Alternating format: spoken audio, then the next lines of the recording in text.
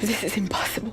ये movie cat नाम की एक जवान औरत से शुरू होती है जो जल्दी जल्दी अपना सामान समेट रही होती है और फिर वो रुक कर सोचने लगती है कि उसे जाना चाहिए कि नहीं। फिर आखिर वो जाने का फैसला करके अपनी गाड़ी में निकल पड़ती है और घर की चाबी वहीं छोड़ जाती है। ड्राइविंग के दौरान किट को ऑफिस से बार बार कॉल आती है तो वो अपनी गाड़ी की स्पीड और ज्यादा बढ़ा ले। किट को अपनी जिंदगी में जल्द से जल्द तरक्की करने की ख्वाहिश होती है, इसलिए वो इस प्रोजेक्ट में पिछले 5 सालों से दिन रात मेहनत कर रही होती है। वो अपने बॉस से कहती है कि चाहे मेरी जिंदगी में जितनी मुश्किलात है मैं इस प्रोजेक्ट को मुकम्मल करके ही रहूं। ये बोलकर कैट काफी पीने लगती है तो काफी कप उसके हाथ से फिसलकर सीट पर गिर जाता है। वो उसे उठाने के लिए जैसे ही झुक जाती है तो अचानक से जैसे सारी हकीकत ही बदल जाती है। वो अब खुद को बुरी तरह झुलसा हुआ एक घने जंगल में पाती है और अपने बदन पे जख्मों को देखकर परेशान होती है। सोचने लगती है कि आखिर ये सब हुआ कैसे। वो अपनी सारी यादाश्त खो बैठती है। सहमी हालत में कैट हकीकत जाने की कोशिश कर रही होती है कि अचानक किसी के आने की आहट महसूस करती है और मुड़कर देखती है कि एक अजीब सा शख्स अपनी पूरी शरीर पर हिफाजती लिबास पहने वो शख्स कुछ बोले बगैर कैट को शूट करने लगता है। गोलियों की आवाज से कैट नीचे गिर जाती है मगर उसे कोई गोली नहीं लगती। इस शख्स का एक साथी ये देखने के लिए आगे बढ़ता है कि कैट को गोली लगी है या नहीं। जैसे ही वो शख्स कैट के करीब पहुंचता है तो कैट उससे गन छीन कर उसे ही गोली मार देती है, मगर कैट ये नहीं जानती कि वो एक दूसरे शख्स की गन के निशाने पर और ये दूसरा शख्स कैट का गला दबोच कर उसे मारने ही वाला होता है कि अचानक से एक अजनबी शख्स उसे गोली मारकर कैट को बचा लेता है और कहता है कि हमें इस जगह से फौरन निकलना चाहिए। ये जगह हमारे लिए महफूज नहीं क्योंकि ये दोनों आदमी अकेले नहीं, इनके दूसरे साथी भी यही मौजूद होंगे जो उनका पीछा कर रहे होंगे। जाते हुए कैट पूछती है कि आखिर हमारे साथ ये हो क्या रहा है और मुझे क्यों कुछ याद नहीं कि मैं यहाँ कैसे आई। अजीब इत्तेफाक होता है कि अजनबी शख्स को भी कुछ याद नहीं कि वो कौन है और यहाँ कैसे आया। कहता है कि मुझे भी कुछ याद नहीं कि मैं यहाँ कैसे आया, लेकिन वो ऑक्सीजन मास्क लगाए शख्स मुझे भी मारना चाहते और मुझे अपनी जेब में एक लॉकेट मिला जिसमें एक खूबसूरत औरत की तस्वीर है और वो कैट से कहता है कि तुम्हें भी अपने जेब देखने चाहिए। सहमी हुई कैट जब अपनी जेब देखती है तो उसे भी एक लॉकेट मिलता है जिसमें एक फैमिली की तस्वीर होती है। इस तस्वीर में कैट खुद एक बच्चे को गोद में पकड़े होती है और साथ में एक जवान सा आदमी भी होता है और कैट तस्वीर के नीचे साइड पे पीटर और सोफी लिखा हुआ पाती है। ये देखकर कैट को कुछ याद आने लगता है जैसे उन्हें कहीं देखा हो, लेकिन जख्मों से चूर कैट को कुछ भी याद नहीं आता। परेशानी की हालत में कैट के सामने खड़ा शख्स अपना नाम निकोलस बताता है और साथ में कहता है कि उसे भी कुछ याद नहीं कि वो यहाँ कैसे आया। अब जहाँ उन्होंने 2 ऑक्सीजन मास्क पहने आदमियों को मारा था वहाँ उनके दूसरे साथी आ पहुँचते हैं और देखते हैं कि उनको मारने वाला एक शख्स नहीं बल्कि 2 अशखास है जो उनके साथियों को मारकर भाग चुके हैं। इतने में इन लोगों को एक होलोग्राम कॉल आती है जिसमें उन्हें बताया जाता है कि उनके कुछ और साथियों ने और 4 लोगों को पकड़ लिया है और वो होलोग्राम वाला आदमी उनको हुक्म देता है कि वो वहाँ फौरन पहुंचकर उनको जान से मार दे और वही इन लोगों को जल्द से जल्द कैट को भी तलाश करना होगा वरना उसे सब कुछ फिर से याद आने लगेगा। जबकि दूसरी जानिब कैट और निकोलस अपनी जान बचाते हुए इन वहशियों के एक बेस तक जा पहुंचते हैं और वहाँ कुछ देर ठहरने का फैसला करते हैं ताकि थकन के मारे कुछ देर आराम कर सके। वही निकोलस के पास पीने के लिए पानी होता है तो वो कैट को पानी पीने को कहता है। यहाँ कैट को फर्स्ट एड का कुछ सामान मिलता है। निकोलस कैट से कहता है कि मुझे लगता है जैसे वक्त रुक सा गया हो और घड़ी की सुइयां एक ही जगह जम चुकी है वरना अब तक तो शाम हो जानी चाहिए थी। इतने में कैट कहती है कि जैसे हम पे कोई तजर्बा किया जा रहा है वरना हमें क्यों कुछ याद नहीं होता और वो लोग हमें क्यों मारना चाहते हैं। कैट की आंखों में सवाल तो बहुत थे मगर जवाब कुछ भी नहीं। इतने में कैट सर नीचे झुकाकर फिर से इस तस्वीर को देखने लगती है तो कैट की यादाश्त कुछ ठीक होने लगती है और उसे थोड़ा थोड़ा याद आने लगता है कि इस तस्वीर में पीटर उसका हस्बैंड है जिससे वो अक्सर उलझती है और गुस्से में घर छोड़कर कार में निकल पड़ती है। गाड़ी ड्राइविंग के दौरान वो काफी पीने लगती है जो कि उसके हाथ से फिसलकर सीट पर जा गिरती है और उतने में उसके सामने एक गाड़ी आती है जिससे उसका एक्सीडेंट हो जाता है। कैट ये सब निकोलस को बताती है तो निकोलस को भी कुछ याद आने लगता है। ये भी एक अजीब इत्तेफाक है कि निकोलस ने भी उन्हीं गाड़ियों को टकराते हुए देखा। कुछ देर सोचने के बाद वो आपस में कहते हैं कि ये एक्सीडेंट हमारे पास ही कहीं हुआ होगा, हमें वो जगह तलाश करनी होगी जहाँ से हम आसानी निकल सके। निकोलस कैट को हाथ से इशारा करते हुए कहता है कि तुम इस सिम जाओ और मैं दूसरी सिम जाता हूँ। चुनांचा दोनों अलग होने का फैसला करते हैं ताकि वो आसानी रोड तलाश कर सके और उन्हें जो भी इंफॉर्मेशन मिले वो उसी जगह पर 2 घंटे बाद आपस में एक दूसरे से शेयर करे और खुद को बचाने के लिए उनके पास गन्स भी थे। चुनांचा दोनों अलग अलग रास्ते पर निकल पड़ते हैं। जाते जाते कैट इन ऑक्सीजन मास्क लगे हुए फौजियों के एक यूनिट पर पहुंचती है और देखती है कि वहाँ कोई नहीं। थकन के मारे कैट जल्दी से पानी पीती है और उसे पास में ही एक बॉक्स से फोन मिलता है जिसे देखकर वो खुश होती है और फौरन पुलिस स्टेशन हेल्प के लिए कॉल मिलाती है मगर उसे क्या पता कि यहाँ सिग्नल्स ही नहीं और उसकी कॉल नहीं मिलती। चुनांचा वो फोन को मजीद जांचने लगती है और देखती है कि इसमें उसी की ही फैमिली फोटोज है और वो फोन में एक और छोटी बच्ची को देखती है। बच्ची को देखते ही कैट की यादाश्त वापस आने लगती है और वो जान जाती है कि ये बच्ची तो लीली है जो कि उसकी ही बेटी है और उसे फोन में एक वीडियो भी मिलती है जो इसके वालिद की होती है जो उसे समझा रहा होता है कि कैट को अपनी अपनी फैमिली को वक्त देना चाहिए। काम करने के लिए तो पूरी उम्र पड़ी होती है। वीडियो देखते कैट को किसी की आने की आहट महसूस होती है और वो देखती है कि ऑक्सीजन मास्क पहना एक शख्स उसकी जानिब आ रहा होता है, जिसे देखकर कैट नीचे छुपकर उसे गोली मार देती है। अब कैट समझ जाती है कि वो यहाँ महफूज नहीं। चुनांचा अपनी जान बचाने के लिए कैट इस शख्स का हिफाजती लिबास और ऑक्सीजन मास्क खुद पहन लेती है ताकि कोई उसे पहचान न सके और इस तरह वो आगे बढ़ने लगती है और देखती है कि कुछ और मास्क लगाए वहशी 4 मासूम लोगों को पकड़कर मारने लगते हैं कि इतने में उनको फिर से एक होलोग्राम कॉल आती है जिसमें उन्हें ऑर्डर दी जाती है कि इन 4 लोगों को मारकर फौरन से बाकी के 2 लोग यानी कैट और निकोलस को तलाश करे, वरना उनको उनका माजी याद आने लगेगी। ये सब सुनकर कैट खौफ के मारे वहाँ से भाग जाती है और जाते जाते वो एक जगह पहुँचती है जहाँ से वो आगे नहीं बढ़ सकती। ऐसे लगता है जैसे किसी ने इनविजिबल इलेक्ट्रिक जाल बिछाई हो जिसे कोई शख्स पार नहीं कर सकता। इस इनविजिबल इलेक्ट्रिक जाल को पार करने की कोशिश में कैट उसे बार बार अपनी उंगली से छूने लगती है, जिससे कैट को जोर से झटके लगने लगते हैं और कैट मायूस होकर पीछे हट जाती है और उसके पास दूसरा कोई भी रास्ता नहीं होता। वो परेशानी की हालत में बैठकर रोने लगती है और सोचती है कि इस पर कोई तजर्बा किया जा रहा है और ये सब कुछ नॉर्मल नहीं। इतने में कैट फिर से इन तस्वीर को देखने लगती है और उसे पुरानी मेमोरीज याद आने लगती है जिनमें वो फ्रिज से कुछ उठा रही होती है। अब यहाँ कैट फिर से फैसला करती है कि वो उसी सिम जाएगी जहाँ उससे निकोलस मिला था और वो सोचती है कि शायद वहीं से कोई रास्ता निकल जाए। तो कैट अपनी फैमिली फोटोज को वहीं छोड़कर आगे निकल पड़ती है। कुछ ही देर में मास्क लगाए लोग वहीं पहुंचकर कैट के वहाँ पर रखे हुए चीजों से जान जाते हैं कि कैट यहाँ आई थी और यहाँ से रास्ता ना मिलने पर वो दूसरी सिम चली गई होगी। यहाँ कैट एक पुराने कंट्रात वाली बिल्डिंग में पहुंच जाती है जहाँ वो अजीब सी ड्रोन्स को उड़ते हुए देखती है। आखिरकार उनसे छुपते हुए कैट बिल्डिंग में घुस जाती है। कैट सीढ़ियों से ऊपर की पहली मंजिल पर पहुंचती है तो वहाँ दूसरे कमरे से निकोलस को निकलते हुए पाती है। इससे पहले कि वो निकोलस से कुछ पूछ ले, एक मास्क लगाए शख्स उनका पीछा करते हुए वहाँ पहुंच जाता है। तो इससे पहले कि वो इन पर फायर कर दे, निकोलस उसे अपनी गन से शूट कर देता है, लेकिन उस मास्क पहने हुए शख्स की फायर से निकोलस को भी एक गोली लग जाती है। अब यहाँ फायरिंग की आवाज सुनकर दूसरे मास्क लगाए हुए शख्स भी उसी बिल्डिंग की जानिब आने लगते हैं। तो जख्मी हालत में निकोलस कैट से कहता है कि मैं उन्हें यहीं रोके रखता हूँ, तुम फौरन यहाँ से निकल कर भाग जाओ। जबकि कैट को पता था कि निकोलस अब नहीं बच सकता, तो कैट निकोलस को थैंक्स बोलकर वहाँ से निकल पड़ती है। और जब यहाँ वो लोग पहुंच जाते हैं तो उनके पहुंचने से पहले ही निकोलस दम तोड़ चुका होता है। जबकि वही बिल्डिंग के दूसरे मंजिल पर कैट को उसके शौहर की अजीब से रोने की आवाजें आने लगती है और एक कमरे से किसी बुढ़िया की आवाज आती है जो कह रही होती है कि उसने जदीद दौर की सबसे बड़ी साइंटिफिक जीत हासिल कर ली है। कैट उनकी आवाजें सुनकर उनको ढूंढने लगती है कि ये आवाजें आ कहाँ से रही है। इतने में वो एक कमरे में झांकती है तो उसे एक लैपटॉप दिखाई देता है जिसमें एक बूढ़ी औरत जीन डाइनिंग इंटरव्यू देते हुए कह रही होती है कि कैसे उनका एक इको प्रोजेक्ट कामयाबी से आगे बढ़ रहा है जिससे वो पिछले 10 सालों से कोमा के मरीजों के लिए डेवलपमेंट कर रही थी। ये सुनकर कैट समझ जाती है कि उसका वजूद हकीकी दुनिया में नहीं बल्कि वो एक अल्टरनेट रियलिटी वर्ल्ड में सर्वाइव कर रही है। और जीन डाइनिंग मजीद कहती है कि कैसे उसकी टीम ने ये तजर्बा कामयाबी से किया कि कोमा के किसी भी मरीज के दिमाग को इस्तेमाल करके उसे किसी अल्टरनेट डायरेक्शन में भेज सकते हैं जहाँ उस कोमा वाले इंसान को लगेगा कि वो एक हकीकी दुनिया में मौजूद है, लेकिन वहाँ सिर्फ उसकी रूह को भेजा जाता है ताकि वो अपनी जिंदगी को कुछ हद तक जी सके। जबकि रियल लाइफ में उसकी बॉडी हॉस्पिटल में बेड पर होती है। लेकिन यहाँ कैट को अपनी माजी और सब कुछ याद आ चुका होता है और वो अपनी फैमिली के साथ गुजारे हुए लम्हात याद करने लगती है। कैट अपनी बेटी लिली और शौहर पीटर से बहुत प्यार करती है, लेकिन कैट उनसे ज्यादा अपने ऑफिस को टाइम देती है और उसका एक मकसद होता है कि वो प्रोजेक्ट को किसी भी तरह हासिल कर ले। जबकि उसकी बेटी लेली ज्यादा वक्त अपने वालिद पीटर के साथ गुजारने लगती है, यहाँ तक कि उसके बर्थडे में भी कैट अपने ऑफिस में मसरूफ रहती है। अब यहाँ उसकी बेटी लेली एक ड्राइंग बनाती है जिसमें वो स्केच करती है कि कैसे उसकी माँ उसके पास आ रही है और उसकी माँ पिछले 5 सालों से इन्हीं प्रोडक्टिव ड्रेस गैस मास्क को डिजाइन कर रही थी जिसकी वो किसी कंपनी से प्रोडक्शन शुरू कर सके। तभी तो उसे जंगल में ये सारी चीजें नजर आती है। अब यहाँ इन वहशी लोगों का जो सीनियर होता है वो दर हकीकत कैट के ऑफिस में उनका सीनियर बॉस होता है जो मुसलसल कैट पर काम का बोझ बनाए रखा करता था। तभी तो वो उसे जंगल में पाती है। इसके साथ साथ हम शुरू में देख पाते हैं कि कैट की रोज अपने शौहर से लड़ाई होने लगती है और वो लिली को सही वक्त भी नहीं दे पाती। दरअसल यही वजह होती है कि शुरू में गुस्से की हालत में कैट अपनी चीजें समेटकर पीटर को डाइवोर्स का कहकर अपनी गाड़ी में निकल पड़ती है और वो ये भी कहती है कि वो पीटर की तरह नाकाम जिंदगी नहीं गुजारना चाहती। इसी वजह से इस कहानी के शुरू में कैट घर छोड़ने की कशमकश में थी कि वो अपनी फैमिली को चुने या फिर अपनी कामयाबी को। आखिरकार वो अपनी फैमिली को छोड़कर गाड़ी में निकल पड़ती है और फिर वही होता है। ओवर स्पीडिंग की वजह से कॉफी उसके हाथ से फिसलकर सीट पर जा गिरता है और उसे उठाने के चक्कर में कैट की गाड़ी सामने खड़ी दूसरी गाड़ी से टकरा जाती है। उतना ही नहीं बल्कि उनके पीछे एक बाइक सवार भी होता है जो कि कार के टक्कर से वहां से गायब हो जाता है। और वहां एक्सीडेंट वाली जगह पर कुछ देर बाद जब एम्बुलेंस पहुंचती है तो वो देखते हैं कि सामने वाली गाड़ी में 4 लोग सवार होते हैं और वो चारों मर चुके हैं। इस कहानी में ये 4 लोग वही होते हैं जिन्हें कैट ने घने जंगल में मास्क लगाए हुए लोगों के हाथों मरते हुए अपने सामने देखा होता है, जबकि हकीकत इसके बरक्स है। उनकी मौत का जिम्मेदार दर हकीकत कैट ही होती है। वहीं कैट की गाड़ी का दरवाजा काटकर कैट को भी बाहर निकाला जाता है। कैट जिंदा तो होती है मगर दिमाग में चोट आने की वजह से वो कोमा में चली जाती है, जिसके बाद वो बूढ़ी औरत जो कि एक साइंटिस्ट होती है कैट को अपनी एक्सपेरिमेंट के तौर पर चुनती है और अपना तजर्बा स्टार्ट करते हुए कैट की रूह को एक अल्टरनेट डायरेक्शन पर भेजती है। क्योंकि कैट जिंदगी और मौत की कश्मकश में होती है, इसलिए वो जानबूझकर इन मास्क लगाए हुए लोगों को कैट की तरफ भेज देती है ताकि कैट सो न सके और मुसलसल कुछ न कुछ सोचती रहे या फिर कोई एक्टिविटी करती रहे। अगर ऐसा न किया तो कैट के मरने के चांसेस ज्यादा होंगे। और जो मोटरसाइकिल से गिरा शख्स गायब हो जाता है वो दरअसल निकोलस ही होता है, जिसे अल्टरनेट रियलिटी में भेजा गया था ताकि वो कैट से मिलता रहे। अब यहाँ रियल प्रेजेंट में सब कुछ कैट को याद आ जाता है और वो जानती है कि इसे एक्टिव रहना होगा, वगरना वो दम तोड़ देगी। कैट अपनी आंखें खोलकर देखती है कि उसकी बेटी लिली और शौहर पीटर उसके पास ही बैठे हैं। कैट फिर से अल्टरनेट डायरेक्शन में जाती है जहाँ सब ऑक्सीजन मास्क लगाए हुए लोग कैट पर गोलियां बरसाने लगते हैं, जिनका कैट पर कोई असर नहीं होता और कैट अपनी गन निकालकर उन सबको फायर करके मार देती है और इस जगह से निकल जाती है। दरअसल वो इस अल्टरनेट डायरेक्शन में नहीं रहना चाहती। अब उसे अपने किए हुए गलतियों पर पछतावा होता है कि उसने अपना सारा वक्त इस प्रोजेक्ट में और जल्द से जल्द दौलतमंद होने के चक्कर में गवा दिया। चुनांचा वो अल्टरनेट डायरेक्शन से निकलने के लिए एक पुल को पार करती है कि अचानक कैट रियल लाइफ में भी होश में आ जाती है, लेकिन वो ये नहीं जानती कि रियल लाइफ में बहुत सा वक्त बीत चुका है। अब यहाँ दिखाया जाता है कि कैट दूर एक घर में खुशगवार जिंदगी गुजार रही होती है और अब उसने अपनी जॉब भी छोड़ दी है और अपना सारा वक्त अपनी बेटी लिली और शौहर पीटर के साथ गुजारती है और अपने घर का कामकाज बड़े शौक से खुद करती है। यहाँ कुछ पुरानी तस्वीरें देखकर उसे वही पुराना जंगल याद आ जाता है। इतने में उसका शौहर बाहर से कुछ कहते हुए अंदर आता है और बहुत ही प्यार से कहता है कि आज शाम का खाना कैट के लिए पीटर खुद बनाएगा। इतने में कैट को कुछ शक सा होने लगता है और वो पीटर से पूछती है कि यहाँ क्यों मुझे सब कुछ अजीब सा लग रहा है, जैसे जिंदगी में सब कुछ बार बार रिपीट हो रही हो और उनकी जिंदगी में कुछ नया क्यों नहीं। उनकी उम्र से लेकर उनके कपड़ों तक सब कुछ एक ही जैसा क्यों है और अब वो बीमार भी नहीं होती और मौसम भी हमेशा साफ क्यों रहता है। ये कहकर कैट को अंदाजा हो जाता है कि वो अपनी रियल लाइफ में नहीं बल्कि वो एक अल्टरनेट डायवर्शन वाली जिंदगी में है और ये पहले वाले प्रोग्राम का अपग्रेडेड वर्जन है। पीटर उसे कहता है कि उस दिन उसकी तबीयत खराब होने की वजह से उसे लाइफ सपोर्टिंग सिस्टम पर डाल दिया और इसके बाद कैट की हालत सुधर गई तो उन्होंने इस प्रोग्राम को अपग्रेड किया जिसमें पीटर भी कैट से मिलने इस घर में आ सकता था। इसलिए कैट इस घर में अपनी जिंदगी को खुशगवार महसूस करने लगती है। मगर कैट को यहाँ एक बड़ा सा धचका लगता है कि जब पीटर उसे कहता है कि अब बाहर की दुनिया में वो समा नहीं रहा और हमारी जिंदगी के 21 बरस बीत चुके हैं और हर 5 साल बाद पीटर इस प्रोग्राम को रिपीट करता था। यही वजह होती है कि कैट हर 5 साल बाद खुद को शुरू में पाती है, जबकि रियल लाइफ में 21 बरस गुजर चुके होते हैं। और यहाँ पीटर उसे अपनी बेटी की फोटो दिखाता है जो अपनी लाइफ में एक माँ बन चुकी है, जबकि पीटर और कैट दादा और दादी बन चुके हैं। ये सुनकर कैट रोने लगती है कि उससे जिंदगी के कितने अहम लम्हात मिस हो चुके हैं और उसे अपने किए पर बहुत पछतावा होता है कि उसने अपने काम के लिए अपनी फैमिली छोड़ दी और अपने शौहर से डाइवोर्स भी लिया। लेकिन पीटर इतने साल गुजरने के बाद भी ये सब कुछ कैट के लिए करता रहा और कैट के एक्सीडेंट के बाद पीटर ने दूसरी शादी तक नहीं की। तो यहाँ कैट रोते हुए पीटर से कहती है कि उसे ये लाइफ और नहीं जीना क्योंकि वो पीटर को आजाद करना चाहती थी। इसलिए कैट पीटर से कहती है कि वो रियल लाइफ में चला जाए और कैट की लाइफ सपोर्टिंग सिस्टम को बंद कर ताकि वो बआसानी मर सके। तो पीटर उसकी बात मान लेता है और यहाँ कैट पीटर के चेहरे को छूती है और दोनों एक दूसरे को आखिरी बार प्यार करते हैं, जिसके बाद पीटर रियल लाइफ में आकर कैट का लाइफ सपोर्टिंग सिस्टम बंद कर देता है, जिससे कैट की रियलिटी धीरे धीरे खत्म होने लगती है। बस इसी मोड़ पे ये कहानी भी अपने इख्तिताम को पहुंचती है।